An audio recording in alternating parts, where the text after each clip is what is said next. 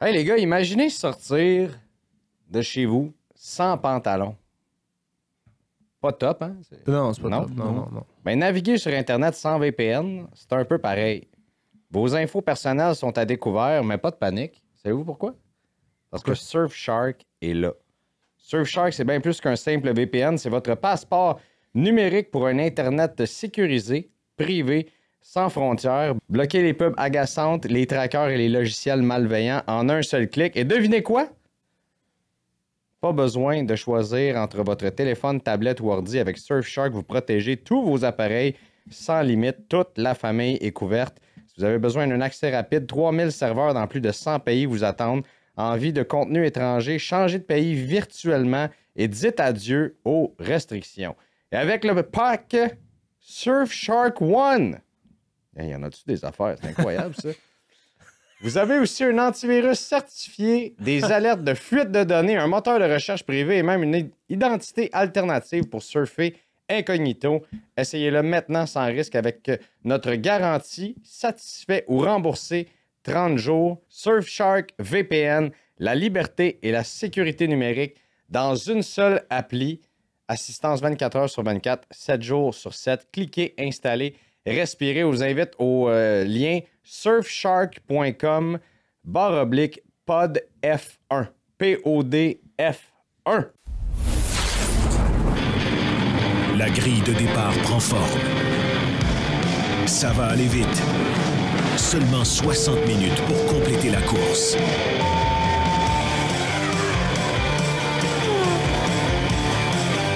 L'Épingle, le podcast. Une présentation de la Commission athlétique.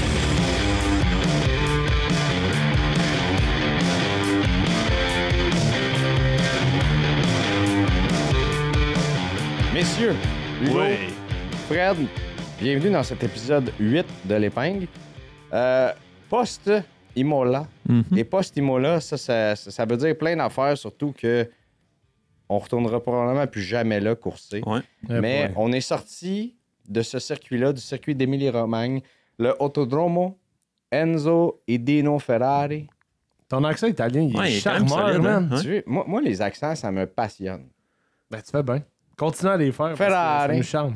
Grazie a tutti. Grazie a tutti, ce qu'on entendait Lewis dire dans sa voiture après la course. Les gars, on est sortis de brillante façon, par contre. Quelle course! On s'attendait pas à ça. Non. Je m'attendais à un snooze fest comme les dernières années, mais finalement, ça a été un très, très beau week-end de course. Ouais.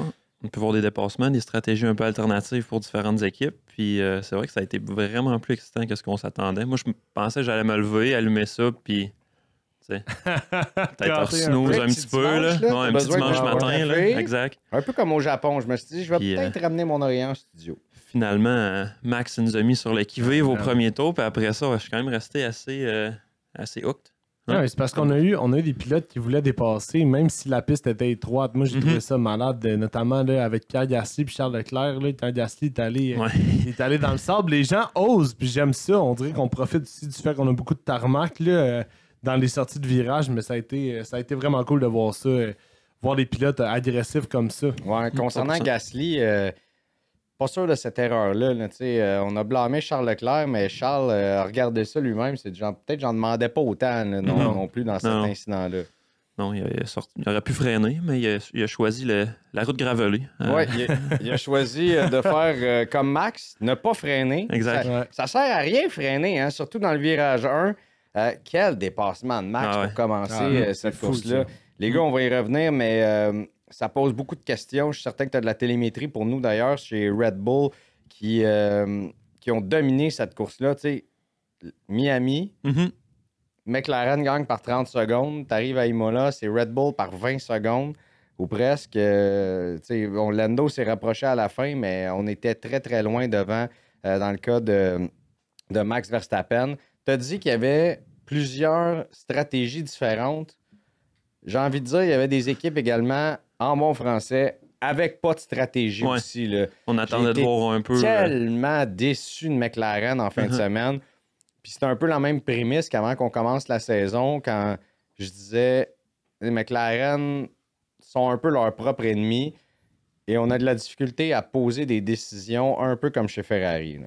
Ben, on en a pris une décision avec Piastri, par contre, de le rentrer quand même assez tôt après qu'il ait dit rapidement que ses pneus ils passaient dans une phase un peu moyenne pendant la course, puis de dire, ben là... Ouais, c'était pas la bonne, par exemple. On a comme un peu paniqué, puis... on a un peu paniqué, puis on a un peu joué du fait que Leclerc était rentré, avait réussi à undercut, je pense, Russell, puis je me souviens plus qui d'autre qui était juste derrière lui, mais tu sais, a quand même réussi à mettre une nouvelle gomme, de faire quelques tours rapides, puis après ça, quand eux sont rentrés au puits, Leclerc les avait passés de par son arrêt, puis de ses tours ensuite.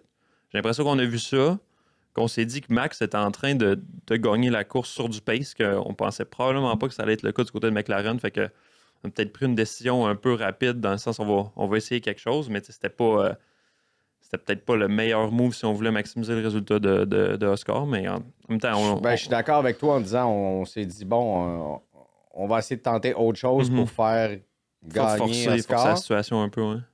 Mais c'était pas un peu de la panique, les gars? Je veux dire, rendu là en se disant, oh mon Dieu, Max, c'est trop rapide, on n'est pas capable de couvrir, puis on va essayer une stratégie différente tout de suite. Puis tu t'es un petit peu tiré dans le pied en faisant ça. Un peu, puis dans le sens aussi, est-ce que c'était le bon move de le faire avec Piastri alors qu'il était deuxième, qu'il avait déjà la deuxième place? Est-ce que tu fais pas ça avec Norris qui est en troisième à ce moment-là, ou même en quatrième? Je ne me rappelle plus exactement, mais tu sais, tu prends ton pilote qui est dans la meilleure posture, tu essayes de quoi peut-être d'un peu champ gauche. C'était peut-être pas la meilleure décision à ce moment-là. Là. C'était une genre de zone grise aussi, parce qu'il était à 2 secondes, puis là, finalement... Ouais. Il n'a pas été chanceux. Je pense que son premier arrêt, c'était 3.4. Ouais, un peu lent aussi. Ouais, un peu lent. Donc, tu sais, on dirait qu'il y a eu beaucoup de malchance là-dedans. Tandis que Norris, comme tu dis, Fred, avait beaucoup de rythme. Là. Il y avait beaucoup plus de rythme, en fait, que Piastri. Donc, ouais, je comprends pas pourquoi. Ben, c'est ça. McLaren est en train de se tirer une balle dans le pied un peu avec ses décisions de course. C'est dommage. C'est vraiment dommage pour Piastri parce que je pense qu'il y a quand même une solide course à part ça. Je sais pas s'il y aurait eu une option sur la victoire quand même si on l'avait laissé à l'extérieur. Tu sais, si on avait attendu puis on avait dit on va juste couvrir Max puis il lead la course, on va les laisser puis on va réagir à ce qu'ils font. Mais c'est de sa faute à Oscar. Il a voulu couvrir George où il a été surpris par le départ de George. Ah, ça au départ 100%. Oscar a eu un bon départ. George a eu un excellent départ. Puis là, il s'est mis tout de suite derrière lui puis en voulant bloquer George, il a comme oublié que Max était là. T'sais, on chante le talent, les exploits d'Oscar depuis plusieurs semaines ici dans le podcast. Il est encore en apprentissage, le kid. Là. Donc, je pense que on met ça sur le compte de l'expérience. Morale de l'histoire, pour lui, quand ton miroir gauche, tu as George Russell, puis dans le droit, tu as Max Verstappen. On regarde un peu plus dans le droit, peut-être, puis qu'au plus, ce côté-là. Là. Parce que George Russell n'était pas dans une posture si bonne pour pouvoir le dépasser là. Il a un peu surcouvert, puis... laisser la porte 100% ouverte à Max de l'autre côté. Et George qui a pleuré dans sa radio. Mais oui. Mais qu'est-ce que Scar fait? Là? Pourquoi il me bloque? Buddy, t'es en arrière de lui, là, je veux dire. Fallait qu'il fasse quoi exactement? Exactement. C'était, donc, c'est un week-end. On a tellement long d'informations à vous livrer, à analyser dans tout ça. Juste si on regarde le résultat de la course là, rapidement. Max qui l'emporte devant Lando, Oscar, Lewis.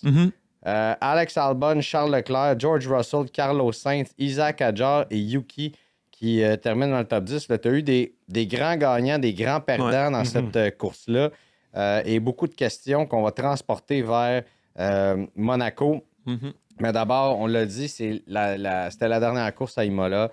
Ça ne retournera pas. Il y a trop de demandes présentement, même au niveau européen.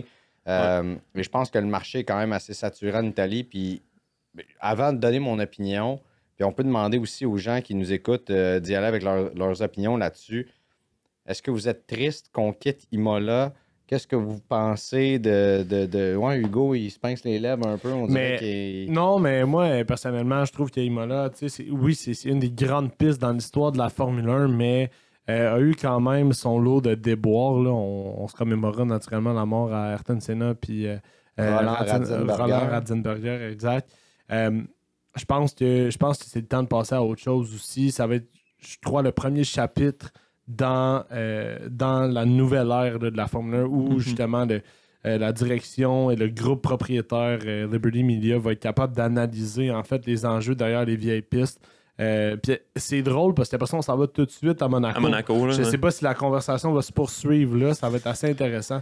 On parlera de Monaco en fin d'épisode, là, mais bref, on en parlera en fin d'épisode. Mais sur Imola, c'est sûr que c'est dommage de laisser partir un circuit un peu historique comme ça, mais encore en fin de semaine, on voit le crash de Tsunoda puis aussi celui de Colapinto qui ont été quand même assez catastrophiques pour des erreurs un peu bêtes. Là. C'était pas des des grosses erreurs qui ont été commises, puis finalement les conséquences auraient pu être plus graves que ce qu'ils ont été. Tu te dis que c'est quand même il y aurait des améliorations à faire au niveau sécurité probablement au circuit. Mais on peut pas.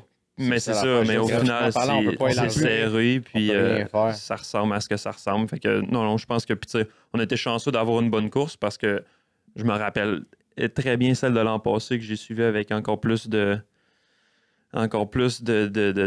parce que c'était comme une des courses parce qu'on avait des nouvelles pièces sur l'auto l'an passé, puis ça commençait à être serré avec McLaren, puis c'était rien passé du tout, aucun dépassement, puis tu pouvais défendre super bien, alors que cette année, là, au moins, on a pu voir peut-être à cause de la différence entre les pneus d'une gamme à l'autre, on a pu voir des dépassements, puis le DRS était quand même fonctionnait relativement bien aussi.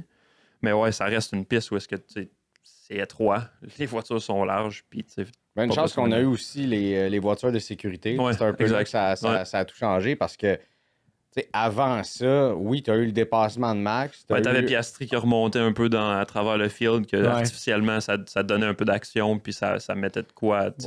Mais le reste, tu regardais, c'était un train de DRS. Lewis était pris en arrière de Kimi Antonelli, qui était pris en arrière de là. Tu étais tout à 0.6, 0.7, 0.8. Et il n'y avait rien qui se passait là. Donc, je me disais, oh mon Dieu, le snooze fest, toi qui s'en vient. Mais non, finalement, on a eu droit à Haas qui nous ont aidé un petit peu.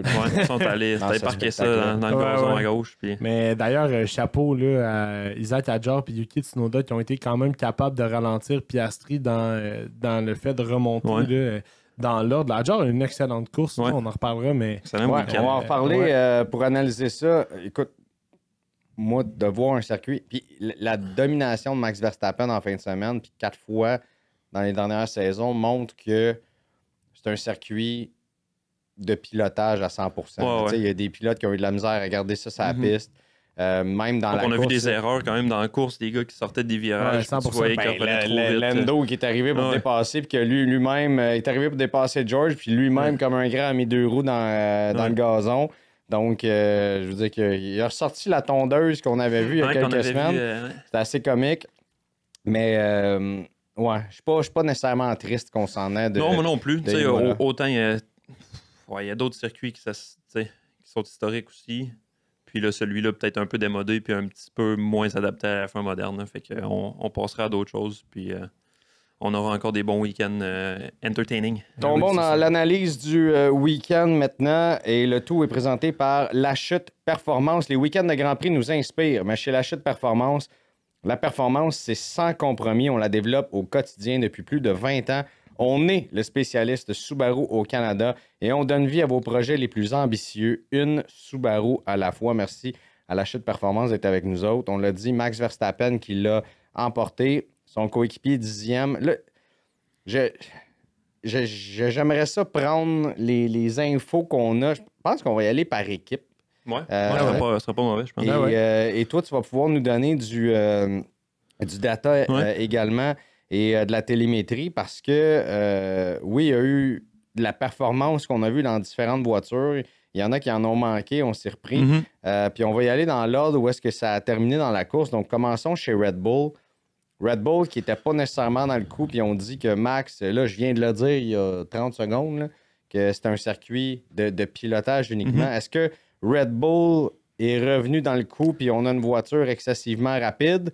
Ou c'était vraiment du gros Max Verstappen en fin de semaine.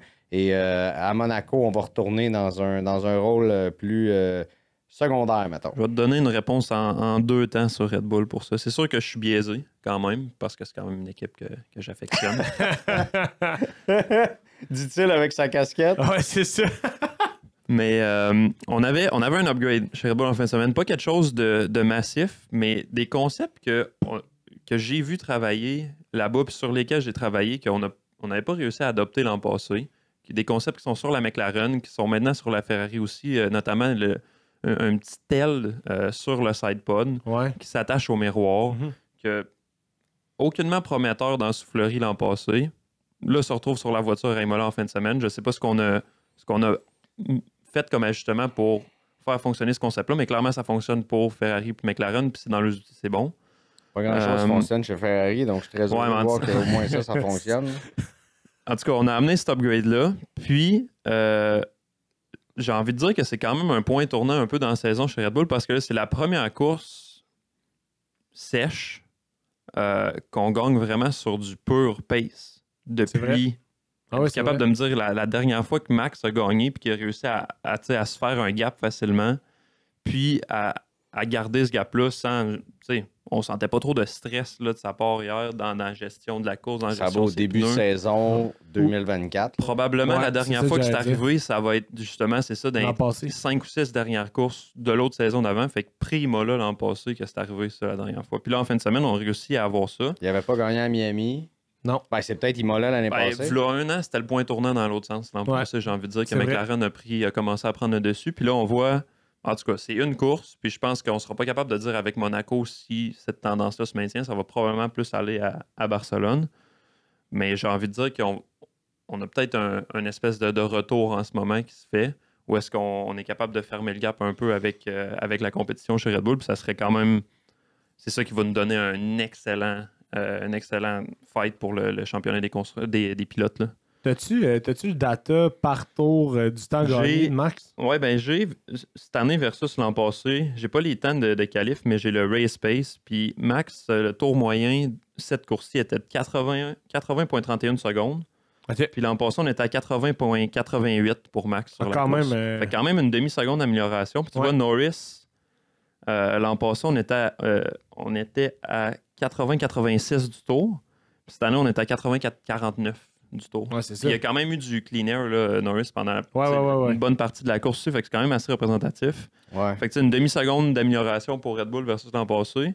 Puis McLaren, on parle plus d'un 3/10 pour le même circuit. Fait que, tu sais, oui, il y a des affaires de setup, il y a des trucs qui vont peut-être plus s'adapter à une voiture qu'à une autre. Puis je pense que Red Bull avait une meilleure voiture pour ce circuit-là en fin de semaine.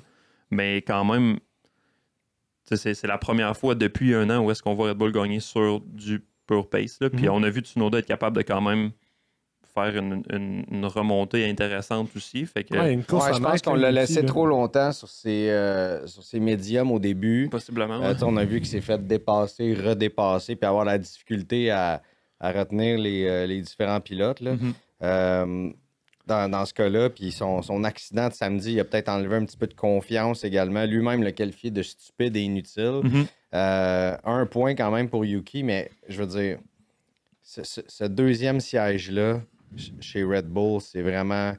C'est un endroit d'âme. Il est maudit. C'est incroyable. C'est terrible. Comment on peut dire... Tu sais, imaginez, là, puis faisons un lien tout de suite vers Ferrari, mais imaginez si un des deux pilotes finissait premier, l'autre 10e, ou le deuxième même pas dans les points ou quoi, à quel point on serait en train... catastrophe, là. Ben non, mais c'est déjà une catastrophe quand on parle de Lewis en ce moment. C'est une catastrophe. Ça serait une catastrophe chez Ferrari, mais ça n'est pas une chez Red Bull du fait qu'on a été habitué à ça depuis un an et demi maintenant. Un an. Ouais, on dirait qu'on a même plus d'attente plus pour un que deuxième ça, pilote. là, je veux dire... Et d'ailleurs, c'était une des rumeurs que Christian Horner allait perdre son emploi. Après, est-ce que Max vient de sauver l'emploi de Christian Horner ou on a... tout ça, c'est un petit peu en dehors des proportions. Là, Ça me fait rire parce qu'on dirait qu'à chaque fois qu'on est dans le doute chez Red Bull, Max a la solution pour ramener tout le monde à l'ordre. Ouais. Ça prend une bonne performance, un bon week-end de Max, puis on se dit, non, on est content. We're back, on est de retour. Écoute, j'ai dit, on fait le lien vers Ferrari, mais on va revenir parce qu'on a beaucoup à jaser.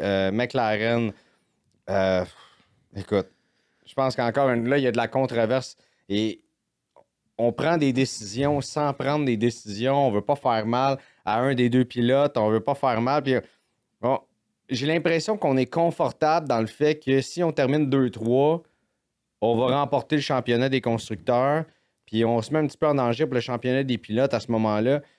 C'est dans des situations comme ça que j'ai de la misère avec la façon que McLaren gère les choses.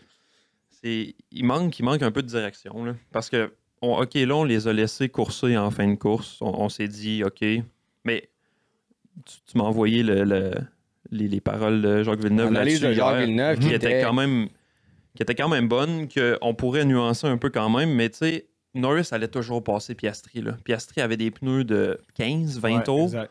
puis Norris en avait des nouveaux.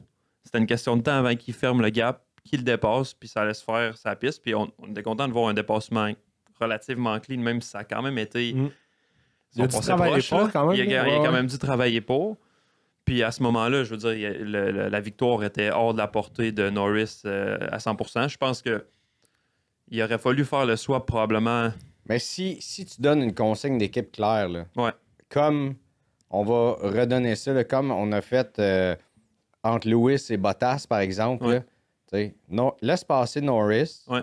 au lieu de se battre pendant 3-4 tours. Là, Exact. laisse passer Norris, va essayer d'aller chercher Verstappen. Si t'es pas capable, redonne la place à Oscar, puis ça va être ça. Là, tu Ben, sais. j'ai l'impression qu'on est un peu complacent du fait que c'est le début de la saison relativement encore. Le classement, il va bouger, puis on veut pas encore favoriser personne. Puis la façon que Norris embarque sa radio, puis essaie de prendre des gants blancs en plus pour dire « Ouais, peut-être que si ça serait... » Tu sais, on parle de sa mentalité des fois, là, ça aurait été un bon moment pour dire « Écoute, j'ai de la gomme fraîche. Piastri pas, on veut-tu gagner cette course-là ou on veut même pas essayer? » Ah ouais, 100%. Comme Lewis l'a fait la semaine Ouais, exact. à Miami. Ouais, Prenez un break. ouais c'est ça. Ouais, c'est ça. Have a tea Ok. break while you're at While it. you're at it. Il y avait peut-être des consignes pré-course plus claires qu'on pense aussi, là, de dire peu importe ce qui arrive, on vous laisse courser, puis on s'en va jusqu'à la fin. Puis, il n'y a aucun des deux pilotes, je pense, qui sort de ce week-end-là, puis qui est dans une mauvaise relation avec l'équipe au moins, alors que si on avait fait un swap, peut-être que là, tu commences à envenimer les choses à la course 7, qui est possiblement une mauvaise chose. Mais c'est quand qu'on va prendre une décision là, chez McLaren puis favoriser un pilote? Il va falloir le faire éventuellement. Là. Ben là, le championnat est tellement serré maintenant que c'est un petit peu difficile de le faire. Là. Voyons voir.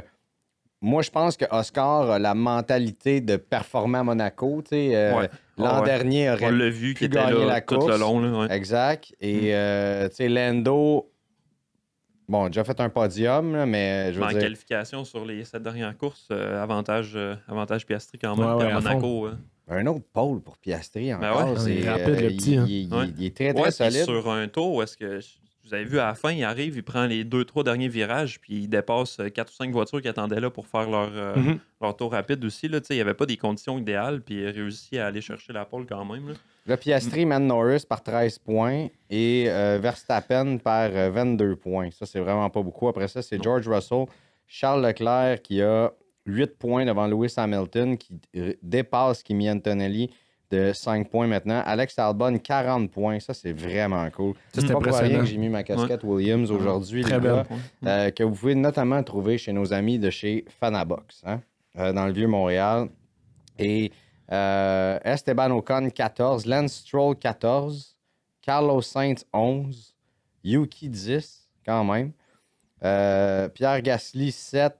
Komajar, Hülkenberg, Behrman sont à 6. Et le reste sont à 0. J'ai hâte qu'on parle d'Aston Martin, d'ailleurs, rendu là. Mais pour finir sur McLaren, par contre, c'est vrai qu'il va falloir prendre une décision claire à un certain point. Je ne sais pas si on se dit, justement, on attend la pause estivale, puis après, on voit où est-ce que les choses sont. Puis en ce moment, on se mouille pas. Là. C'est ce qui s'est passé en fin de semaine. On est resté un peu gris. On n'a pas pris de décision pour favoriser personne. OK. Même on a défavorisé... On est sur la pointe des pieds, puis on a défavorisé Oscar. Là, on en a parlé plus tôt dans l'émission. Ouais. Là, mais bref, j'ai hâte de voir ce que ça va nous donner. Quand tu as clairement la meilleure voiture, tu dois te qualifier en premier à Monaco. Là. Tu peux pas commencer à jouer avec le feu puis essayer de te mettre derrière. Malgré que là, si je me trompe pas, c'est 2 arrêts.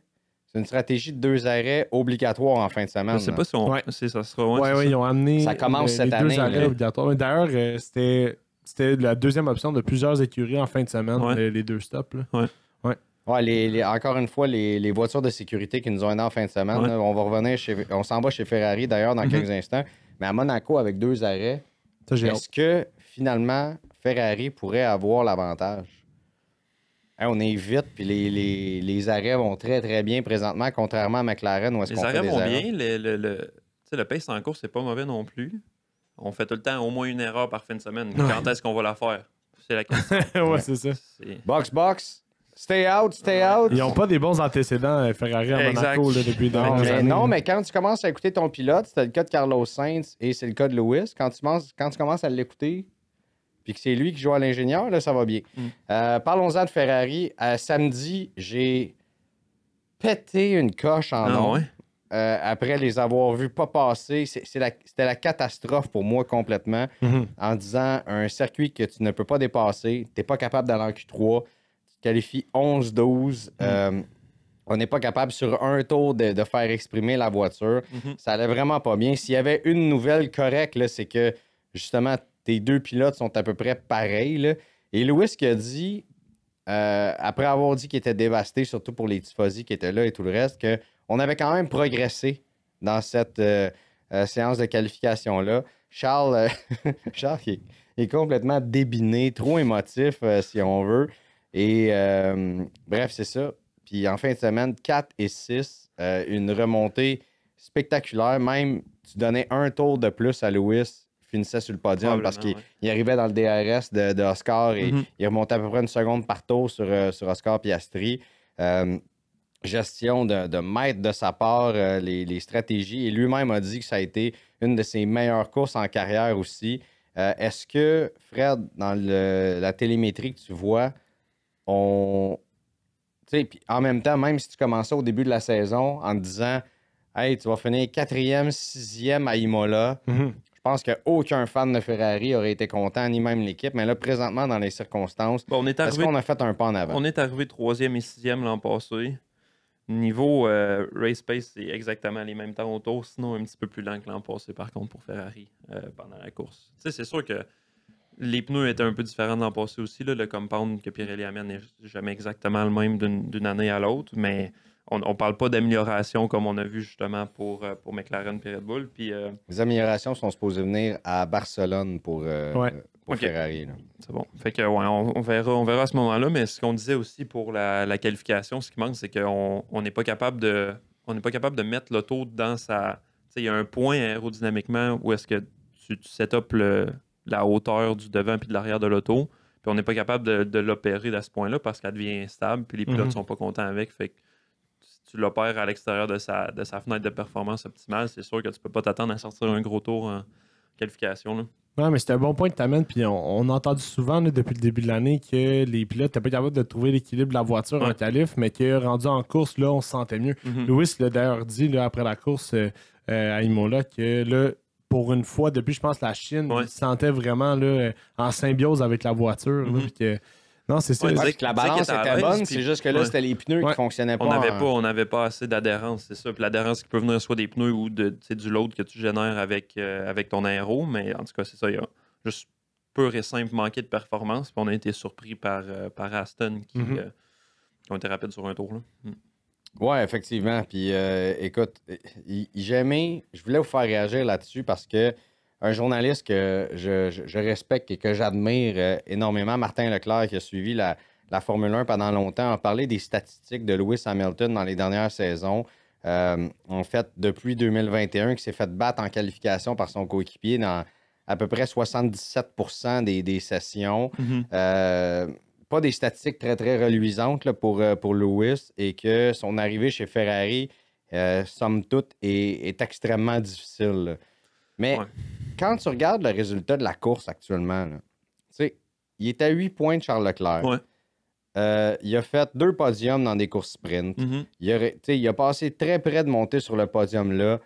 Est-ce que Lewis a vraiment perdu de sa superbe ou ce sont des circonstances qui... Tu sais, par exemple, George Russell qui était correct avec la voiture chez Mercedes et Lewis qui travaillait très, très fort, lui, pour l'améliorer. Donc, différents setups. Puis on a vu que il s'est mis un petit peu volontairement dans cette position-là et que l'arrivée chez Ferrari a été plus difficile dans un contexte où l'équipe va pas mieux. Tu sais, Charles va pas nécessairement mieux que Lewis. Là. Non, mais c'est extrêmement dur de juger comme l'athlète en Formule 1 versus n'importe quel autre sport, j'ai l'impression, parce que justement, il y a toujours un aspect circonstance, un aspect est-ce que tu es à l'aise avec l'équipement que tu as, c'est beaucoup plus important que dans d'autres sports. Puis Lewis n'a pas eu des conditions super gagnantes quand même pour les 3 dernières années, là, pour les 4 dernières années même. Là.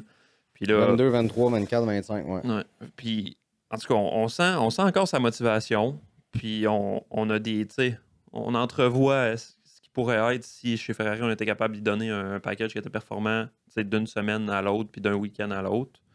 Puis après, ça va être de voir en 2026 aussi comment il va s'adapter aux nouvelles voitures, aux nouvelles régulations, parce que là, pour cette année, chez Ferrari, c'est...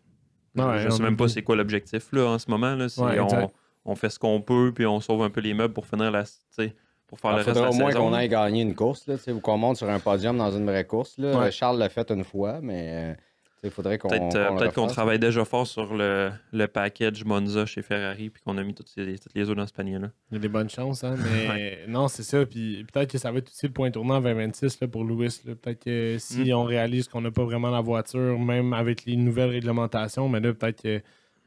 on va peut-être coller ça. Là, on va peut-être. Je vois un peu une dernière chance, là, comme dernière opportunité de sortir fort puis de pouvoir aller chercher un championnat puis de finir de laisser sa marque. Là. On dirait que j'ai pas hâte en 2026. Ça va être stressant. Hein? Ouais, je comprends ce que tu veux dire. Non, mais c'est vrai, là, je veux dire, là, ce qu'on entend, là, c'est que, je veux dire, Ferrari sont derrière. Red Bull aussi sont derrière leur développement. Ouais. Supposément que la motorisation Mercedes va très bien, mais est-ce que ça se traduit en piste? Il n'y a pas si longtemps. Souvenez-vous, là, quand Mattia Binotto était à la tête de Ferrari, on disait le moteur Ferrari est tellement puissant qu'on est obligé d'y aller avec un setting dans le moteur là, qui est comme le setting B, là, si on veut, pour baisser. C'est de l'est tranquille. Ouais, c'est ça. Et finalement, je veux dire, Red Bull a gagné combien de courses cette année-là? On a eu un petit peu une lutte avec Charles Leclerc au début de la saison. Puis par après, ça a été ça. Donc, est-ce que ça veut nécessairement dire que Mercedes va tout casser l'an prochain? Pas si sûr de ça. Il y a beaucoup d'impondérables. Hein? On va voir rendu là, mais ça va être... Mais c'est ça la beauté.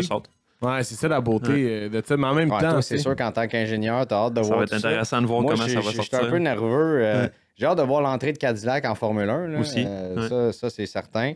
Checo.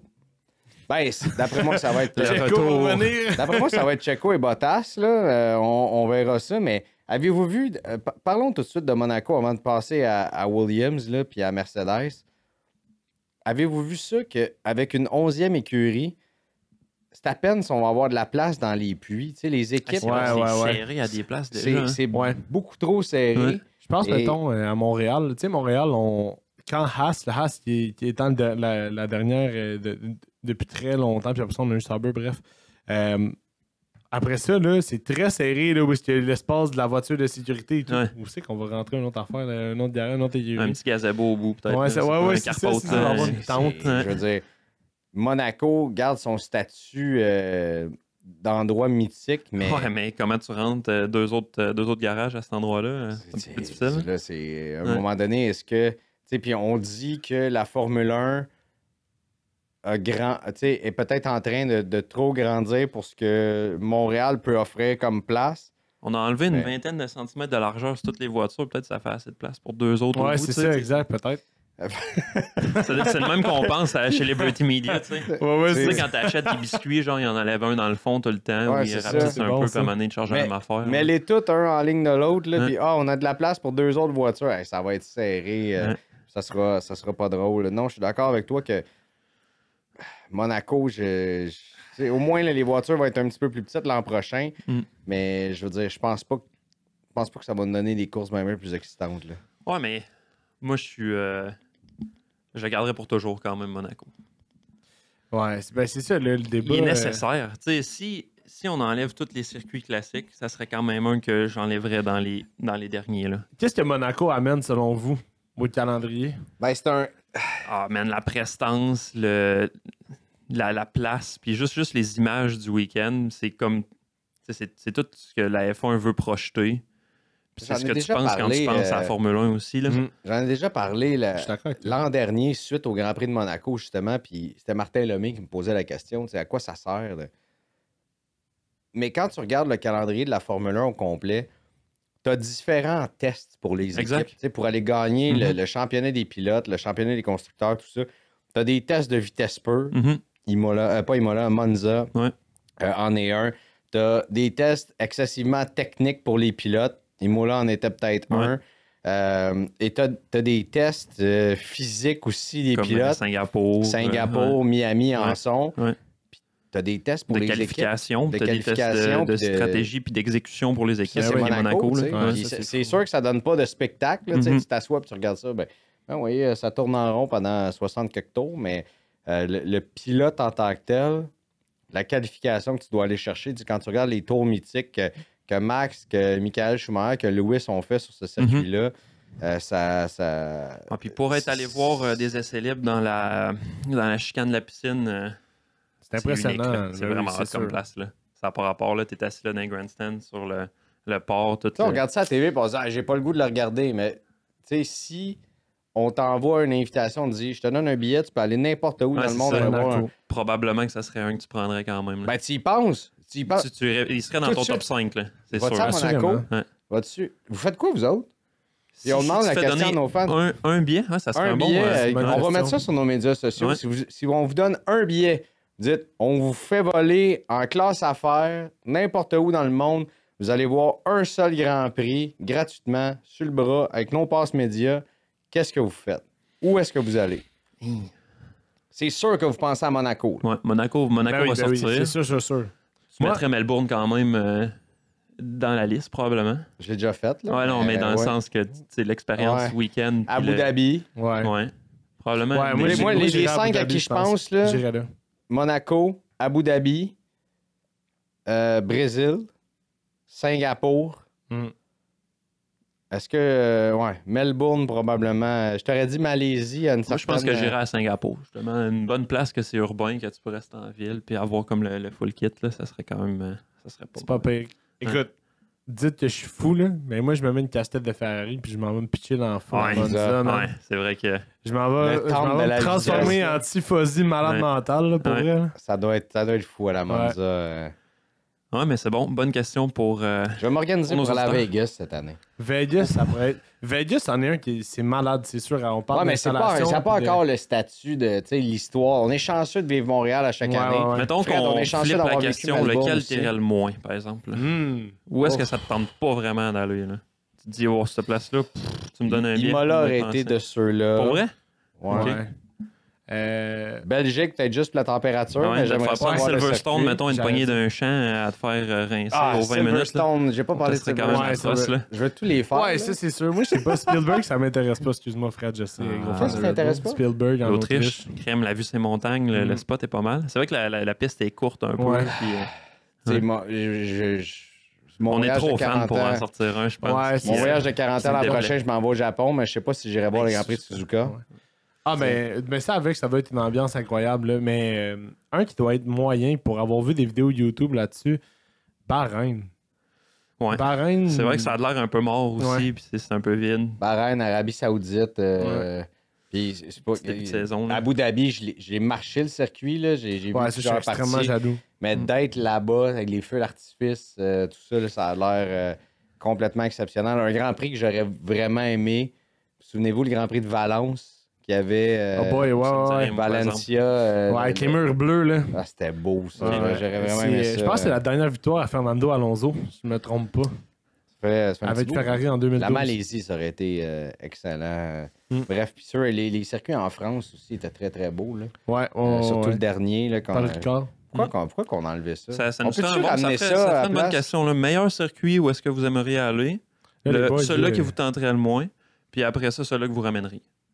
J'ai des notes à prendre. Ouais. Moi, je ramènerais Malaisie en premier. Là.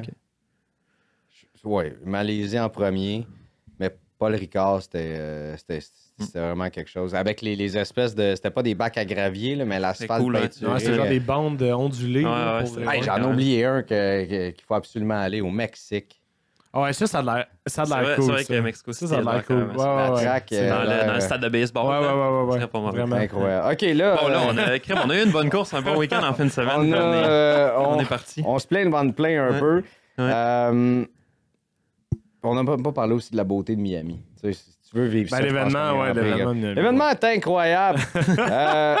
Williams, les gars. Williams. Je me posais une question en m'en venant ici ce matin dans ma voiture. Tranquille, tu sais, papa. Est-ce qu'on peut monter sur le podium à Monaco? Moi, je pense que Williams va faire un podium cette année. Honnêtement. Non, mais à Monaco, là, quand tu regardes le pace de la voiture présentement, la façon que Sainz puis Albon qualifient, est-ce qu'on est capable de monter? Fred est vraiment pas sûr, mais... Moi, je pense pas que... Williams a jamais été une... À Monaco, de ce set de règles-là, Williams a jamais eu un package où est-ce que t'as du beaucoup de load aérodynamique puis que t'as de la bonne vitesse en virage. Ça a toujours été des packages qui ont été plus axés sur pas avoir beaucoup de traînée, fait qu'une vitesse de pointe assez élevée puis plus rapide dans les virages à haute vitesse. Fait que Monaco, probablement...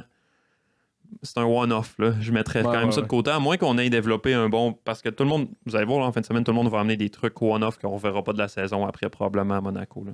Ça va être des ailes arrière qui vont sortir une fois, puis après ça, ils vont être perdus pour le reste de l'année. Alors, sous question, si ça se peut pas à Monaco...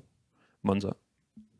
Peut-être. Montréal. Ouais. Montréal aussi, ça serait très intéressant. Si Williams monte sur le podium à Montréal, je fais en deux, je pense. Je serais tellement content de voir ça. Ferrari ne soit pas dans les points.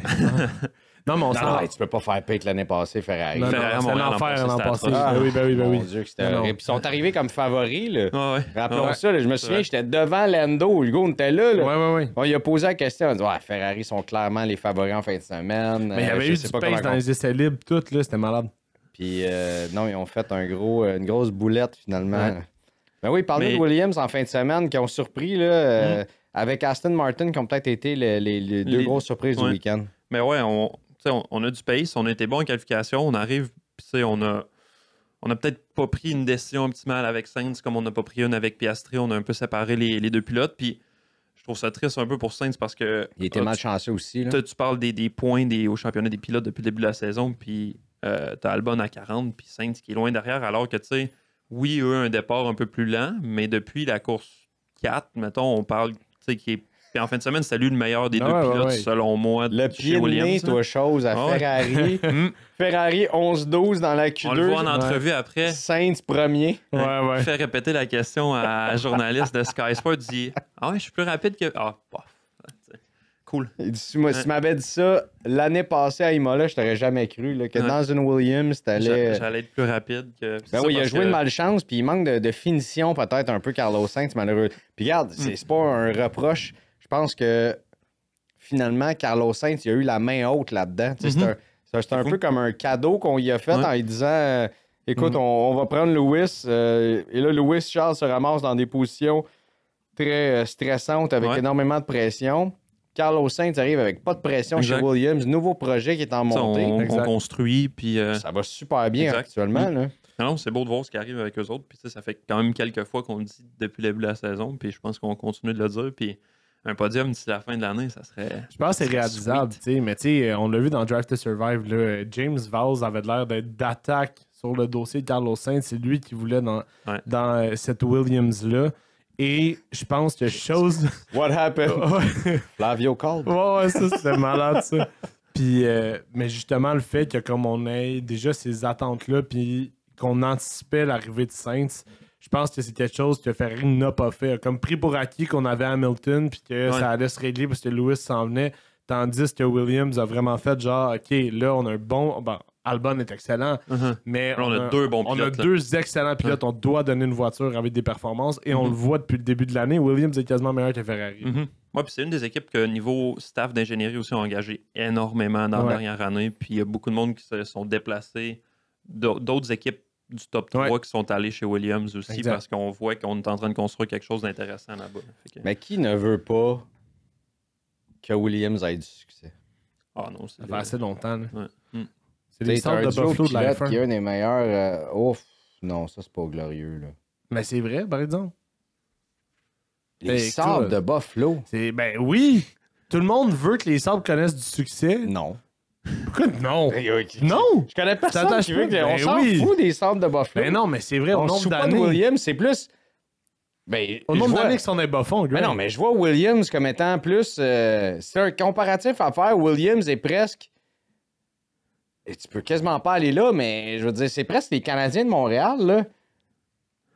Avec 2-3 années de décalage, là, mettons. Non, mais je veux dire, les Canadiens de Montréal, tu peux les comparer, par exemple, à Ferrari, mais dans un certain sens, les Canadiens quand ils ont du succès, il n'y a personne dans la ligue qui est fâché que le Canadien ait du succès. Puis on se dit, le Centre Bell, tu sais, je veux dire, le hockey est meilleur quand les Canadiens performent. C'est un peu la même chose avec Williams, là. Je veux dire, avec l'historique qu'on a, puis on veut que ça fonctionne chez Williams. Ça, je suis d'accord, t'as un bon point, mais dans le sens que ça fait comme tout le monde va se réjouir du succès. Avec les sables de Buffalo, c'est sale beurre. Non, mais écoute mon point. Dans le sens que depuis 2014, on a eu beaucoup de difficultés chez Williams à connaître du succès. Puis ça a été difficile depuis tellement longtemps. Là, ça fait peut-être 2 ans là, qu'on recommence. C'est une équipe qui, en début de saison, tu fais un trait dessus exactement, après 2 courses. Je pense que étiqueter une équipe au bas fond et voir cette équipe-là se retrousser les manches rapidement et revenir. Tu sais, le Canadien, ça fait longtemps qu'on n'a pas connu des runs comme on a connu là. On n'a pas connu du succès, puis c'est pas prometteur comme ce l'est maintenant. Mais le Canadien n'était pas au bas fond aussi longtemps que les Sabres. Bref. Non. Bref. Non, je comprends ce que tu veux dire. Puis prends pas ça de façon malicieuse. Tu ramènerais qui à Aston Martin, mettons? Oh boy. Ben là, ça, c'est les Dancy. C'est les Wings. Ouais. C'est les Red Wings de Détroit, Aston Martin. Non, Aston Martin, c'est... Aston Martin n'ont pas le capital de sympathie, malheureusement, des Red Wings de Détroit. Là, c'est... Écoute, j'aurais de la misère à leur donner un qualificatif. Aston Martin qui ont encore juste 14 points, toutes de Lance Stroll. Ben oui. Quelle production. Ouais, ça va. Lance, on peut-tu arrêter un peu là, encore de se taper ça la tête? Pas trop besoin en ce moment. En ce moment, ça va pas pire son affaire. Ils ont été tellement malchanceux. Puis en fin de semaine, la gestion des pneus aussi, la dégradation des pneus chez Aston Martin, mais quand même, de les voir les deux passer en Q3, là, écoute, je pense qu'on est quasiment parti sur le party chez Aston Martin après que, tu sais, est-ce que, là, je te pose une question que on connaît probablement déjà la réponse, mais il y a plusieurs fans de Formule 1 et probablement des gens qui nous écoutent. D'ailleurs, merci d'être à l'écoute avec nous autres. Qui se posent la question, est-ce que ça se peut que ça soit déjà un peu un effet d'Adrian Newey?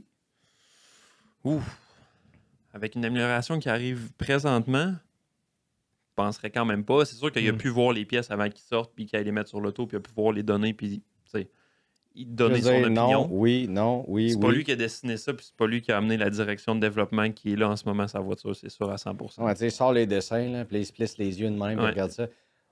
Non, ça fait ça, puis là, passe en Q3 à Imola comme ça. Ben, c'est sûr que son appui... C'est pour ça que je pose la question à quelqu'un qui a travaillé dans une usine ou sous lui. Oui, sous lui.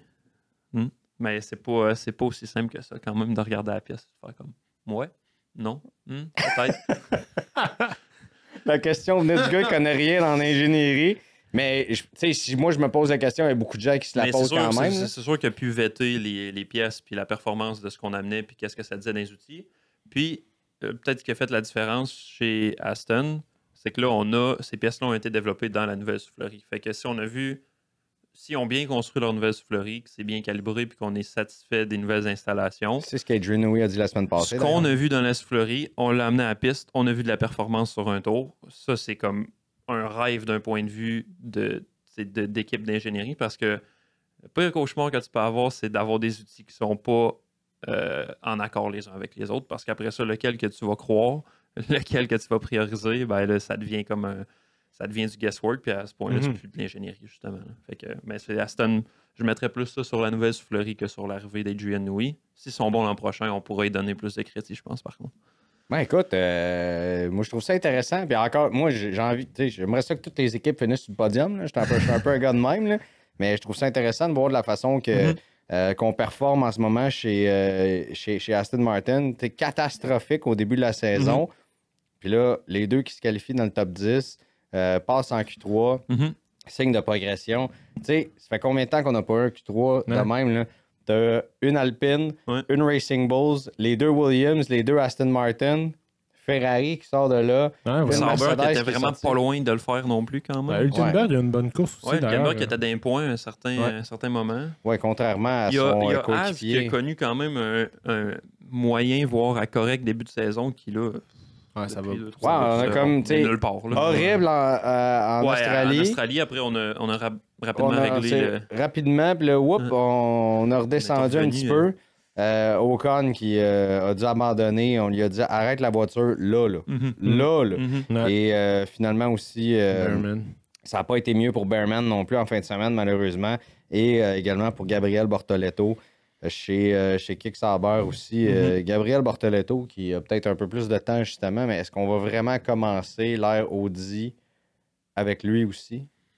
Ben, c'est difficile. J'ai l'impression qu'on va lui donner le traitement Jack Doohan, éventuellement. Tu penses? Même si c'est un ancien champion. Parce que, tu sais, on s'entend qu'Adjar fait mieux. Dans cette lutte-là, des deux anciens pilotes F2, là, c'est Adjar qui fait mieux, mais il y a peut-être la meilleure voiture aussi. Bortoletto, je sais pas à quel point on voit du potentiel. Ouais, c'est vrai. Voyons voir. Voyons voir parce que c'est difficile à juger, là. C'est sûr qu'on met en ok, voiture. c'est eux les sables, les gars. C'est eux les sables. Hein? C'est eux les sables. Sauber. Sauber. Voilà. Ouais, ça, j'y avais même pas pensé en plus. On est plus proche. Est-ce qu'il y a d'autres choses à dire sur les autres écuries, Racing Bulls, Alpine, peut-être avant qu'on passe à notre segment? Mercedes, un peu décevant vrai, en fin de on a semaine, dans le sauté sens Mercedes. qu'on est capable de mettre un tour de qualification. Tu sais, Russell qui a passé quand même relativement proche de la pole encore en fin de semaine, puis on n'a pas vraiment de pace ou de bon feeling en course après, puis ça continue d'être une saison bonne. Mais c'est vraiment drôle, Hugo, je te laisse réagir là-dessus, ouais. mais c'est vraiment drôle que même ici dans le podcast, on a les oublié oublie. de parler de Mercedes. C'est comme ils ont aucune saveur, malgré Kimi Antonelli. Tu sais, la voiture en tant que telle, le Kimi a abandonné, puis on oublie d'en parler. Tu sais. Ouais. On a été triste, par exemple. Là, moi, j'ai trouvé ça dommage là, T'étais qu'Anthony triste, abandonne. Hugo? Moi, j'étais triste. Tu nous en parlais? Une petite lampe, j'ai versé. Non, mais puis d'ailleurs, c'est Russell qui a commencé sur des pneus médiums usés. Ouais. Qu'est-ce Comme qu'on une fait? douzaine de C'était quoi, tours le- au début de la course. Fait que je sais pas c'était quoi la stratégie-là, à essayer le one-stop puis mettre les pneus durs pour le reste de la course. Aston Ça, aussi, c'est je pense, tout ça. qui avait commencé sur des usés. Ouais. Des Aston qu'ils qualifications. avaient utilisé, c'est ça, en qualification Exact. aussi, Ouais. là, mais je sais pas, là. Je me demande comment on se sent chez Mercedes. Tu sais, je dirais pas qu'on est dans une moins bonne place que l'an passé parce que là, on est un peu plus constant, Mhm. mais on est constant moyen. Ouais. Fait que, Mais combien de victoires tu as eu Lewis en a gagné 2 l'année passée. C'est vrai qu'on a George réussi à en aller gagné chercher des une. victoires T'as au l'an moins allé passé. chercher 3 Ouais. victoires. Voyons voir ce qu'on est capable d'aller chercher cette année. là. Peut-être au niveau des points, là, on a plus de chance. Quand on regarde le classement des constructeurs, c'est McLaren 279, Mercedes 147, Red Bull 131, Ferrari 114. Tu sais, Ferrari sont pas si loin que ça de la deuxième place, malgré tous les déboires. Disqualification en Chine, tu sais. Ouais. Rajoute les points en Chine, là, puis je veux dire, t'es quand même proche de... Ben, en fait, je pourrais dire de Red Bull. T'es proche de Max Verstappen. là. Ouais. Ben, moi, ouais, c'est plus ça. Mais en fait, Red Bull, c'est ça. C'est Max. Mais, tu sais, Ferrari, un peu comme McLaren l'a vu, un peu comme. Tu sais, on est peut-être à une course, à une pièce, à une Ouais, modification c'est ça. de complètement transformer notre saison. tu sais. Exact. OK, les gars, qui sont les pilotes maintenant? Celui qui avait du gaz, celui qui dormait au gaz. On va commencer par Hugo, tiens, Oh. qui remplace un peu Jean-Max dans cet épisode. Qui, selon toi, dormait au gaz en fin de semaine? Ça, c'est une excellente question. Je vais la donner, moi, à Franco Colapinto. Puis, As-tu je vu sais- le sur le père retour, de hein? Jack Doohan? Ah, Ouais. Un peu de mauvais goût. Ouais, Qui a fait ouais. un story Instagram en disant Hey, wow, hein, gros talent quand c'est lui-même sorti des qualifications. Manquait Ouais. de classe un peu, puis c'est pas ça qui va aider. Tu sais, dans les moments où est-ce que ton enfant te dit Hey, papa, tu me Ouais. fais honte, là, c'était probablement ça. C'était pas fort. Ben, non, c'est sûr, mais c'est sûr que lui, il était pas content. Tu sais, que pour que Flavio Briatore dise là, OK, là, on lui demande deux choses, d'être vite, de faire des points. Moi, je trouve que Colapinto, oui, c'était sa première course de retour, mais déjà, cette expérience-là en Formule 1, il faut qu'on s'accommode à une nouvelle voiture aussi, je suis d'accord. Mais à cause de son accident, je le trouvais très peureux en course. Ouais. Et Oh, il a fait des petites erreurs. ouais, il a fait des petites s'est fait erreurs. dépasser au Ouais, il a début, été puis- très tôt sur des ondes de freinage. Ouais. Je me sais plus c'est qui disait ça. Je pense que c'était Alex Jack de F1 TV qui disait ça, mais Alexandre Jacques. Alexandre Jacques Alexandre disait Jacques aussi. que Colapinto freinait comme un genre de 10 mètres avant tous les autres pilotes. Ouais. Donc, j'ai trouvé craintif. Il va falloir qu'il gagne la confiance rapidement. Ouais. Et puis Parce là, qu'il a la vitesse. On aller le gagner sait. de la confiance à Monaco, ça va peut-être être un peu compliqué. Là, mais Ouais. on verra. C'est vrai. Non, mais c'est vrai. C'est tout à C'est une fait mauvaise séquence un petit peu. Ouais. Fred? Moi, ça va être Liam Lawson, mon pilote qui dort au gaz en fin de semaine. Puis, Ouais. par contraste avec Adjor, je trouve qu'il dort au gaz parce que Adjor encore un très très bon week-end. Puis Lawson, on l'a remis chez Racing Bull. Je ne sais pas combien de temps je le garderai encore dans le portrait, sérieux, avant de donner la chance à un autre du développement Red Bull puis de voir si on n'est pas capable d'aller chercher quelqu'un d'autre. Parce que il va commencer à en avoir fait des courses en Formule 1. Puis, à part ses débuts où est-ce que tout le monde a eu un petit moment d'excitation.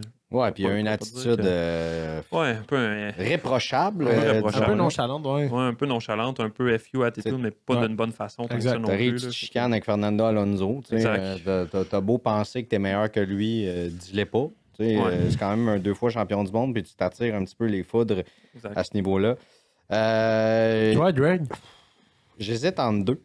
Puis je vais le donner à pas lui. Mais... C'est fun que tu nous le dises. Mais je veux mentionner quand même Oscar, qui a carrément dormi au gaz. C'est vrai que virage 1, c'était 100%. Puis n'importe qui a une pole à Imola devrait gagner. Puis tu te ramasses finalement en 3e place. Donc je pense qu'on aurait été critique de ça un petit peu, mais Yuki, erreur de pilotage. Démolit sa voiture. Tu finis 10e quand ton coéquipier l'emporte. Malheureusement, Yuki, en fin de semaine, ne m'a pas impressionné. Et je vais... on va faire le serpent. Donc, je vais prendre le pilote qui avait du gaz, puis vous devinez qui je vais dire. Ben oui, on sait. Lewis Hamilton. Ben oui. Quelle belle performance qui met les critiques au silence un petit peu pour une autre semaine. Donc, avant d'arriver à Monaco, pour moi, oui, il y a eu... Il y a certains qui m'ont dit qu'il était chanceux avec les voitures de sécurité. Tu fais un peu ta propre chance également. Puis ça fait partie de la course aussi. C'est la preuve que quand il y a une bonne voiture puis il se sent confortable, il peut être vraiment, vraiment dangereux. T'es encore dangereux. Papa est encore capable. Oui, 100%. Fred? Ben moi... Moins de tir sur sa casquette. Ouais, Max, en fin de semaine, quand même, outre la pole qu'il n'a pas réussi à aller chercher, là, il était excellent. Puis tu lui laisses 1 centimètre puis il va passer. Hein. Puis après... Puis aussi, quand même, de donner le crédit à l'équipe là, qui a réussi à lui donner la voiture en fin de semaine pour qu'il performe puis qu'il ne soit pas sous pression puis que ça soit quand même une course facile pour lui. Là. Donc, non, j'espère que ça va flipper les choses au championnat des pilotes puis je continue de le garder comme mon favori pour gagner cette année. Ben, c'est fun de savoir qu'il est tout le temps là et qu'il donne tout le temps le challenge. C'est le vétéran. Et toi, Hugo? Moi, j'hésite entre 2, mais je pense que je vais donner à Alex Albon. Ouais, on a un gros débat... Durant le broadcast de F1 TV, il y avait un gros débat à savoir c'était qui les meilleurs pilotes pour conserver leurs pneus. Albon doit faire partie du top 2 sur la grille parce que... Top 2? Top 2? Ben oui, top 2. Top 2 étant qui d'autre? Étant Lewis. OK. Top 3 étant Max. Ça dépend des week-ends, sérieux. George est excellent en gestion de pneus aussi. On se rappelle... On a vu Charles les garder longtemps. Charles est très bon. Ouais. C'est pas mal ces 5-là, je pense. Je pense qu'on est ouais, mais moi, c'est Albon, top 2. C'est vrai qu'il est en train de moi, il est dans le top 2. Lewis Albon, OK. Ouais, parce que, tu sais, je me rappelle de la performance qu'il avait faite en Australie il y a quelques années, qu'il a pu faire un train pendant genre 57 tours, puis qu'il a quand même gardé du rythme.